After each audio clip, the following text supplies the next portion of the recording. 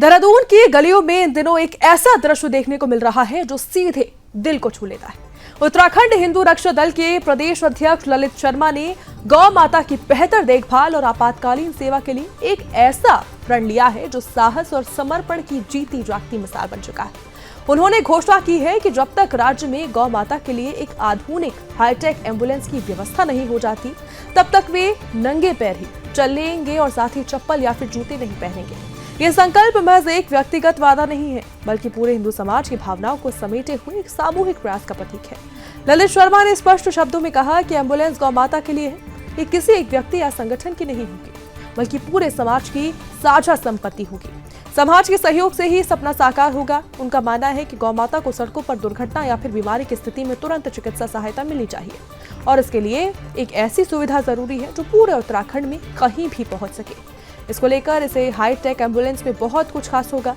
ललित शर्मा की माने तो इसमें फर्स्ट एड बॉक्स के साथ ही एक डॉक्टर की व्यवस्था भी होगी। प्रयास किया जाएगा कि अगर गौ माता का पैर टूट गया है या फिर कोई गंभीर चोट आई है तो मौके पर ही प्राथमिक उपचार दिया जा सके, छोटा मोटा ऑपरेशन भी संभव हो सके। एम्बुलेंस देहरादून के 25 किलोमीटर के दायरे में भी कहीं भी मुफ्त सेवा ये देगी। इसके लिए एक टोल फ्री नंबर जारी किया जाएगा जिस पर कोई भी जरूरतमंद संपर्क कर सकेगा। सेवा पूरी तरह निःशुल्क होगी और किसी भी गौ सेवक या फिर पशु प्रेमी की पुकार तुरंत सुनी जाएगी। सरकार से किसी मदद की अपेक्षा नहीं रखते हुए उन्होंने जोर देकर कहा कि हमें सरकार से कोई सहायता नहीं चाहिए। यह एम्बुलेंस हिंदू समाज की अपनी देन होगी, सर्व समाज की देन होगी। उनका ये भी कथन समाज की जिम्मेदारी और आत्मनिर्भरता को रेखांकित करता है। ये प्रण कितना बड़ा और चुनौतीपूर्ण है, ये सोचकर ही रोमांच होता है। सर्दियों की ठंडी हवाओं में, गर्मियों की तपती धूप में, बारिश की फुहारों में नंगे पैर चलते हुए ललित शर्मा और उनके साथी इस संदेश को घर घर तक पहुंचा रहे हैं कि गौ माता की सेवा कोई दिखावा नहीं बल्कि जीवन का एक हिस्सा है। जिस दिन ये एम्बुलेंस सड़कों पर दौड़ेगी उस दिन वे फिर से जूते चप्पल पहनना शुरू कर देंगे, एक तरह से समाज की जीत का उत्सव मनाते हुए। जब ऐसा होगा तो वो चप्पल जूते पहनकर वापस हाजिर होंगे।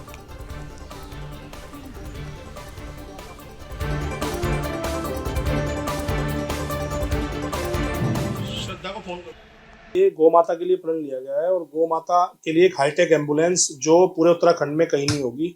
वो एम्बुलेंस जब तक नहीं बनेगी जब तक हम नंगे पैर चलेंगे और वो एम्बुलेंस समाज सहयोग से ही बनेगी। ये प्रण मैंने लिया है।